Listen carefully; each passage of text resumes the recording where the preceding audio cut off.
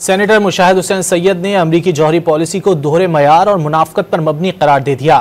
Senator Mushahid Hussain Syed ने समाजी website पर एक्स पर अमरीकी पाबंदियों पर रद्द-ए-अमल देते हुए कहा कि अमरीकी हुकूमत पाकिस्तान पर पाबंदियां आयद कर रही है। ये बहुत बड़ी सितम ज़रीफ़ी है। जिस वक्त अमरीका पाबंदियां लगा रहा था, उसी वक्त वाशिंगटन DC में कायम नेशनल सिक्योरिटी आर्काइव ने खुफिया दस्तावेजात जारी की, जिसमें बताया गया कि किस तरह अमरीका ने न सिर्फ इसराइल के जौहरी प्रोग्राम पर रजामंदी जाहिर की, बल्कि इसराइल के साथ एक खुफिया मुआहदा भी किया और अमरीका ने भारतीय न्यूक्लियर और मिसाइल प्रोग्राम की तोसी की भी मंजूरी दे दी।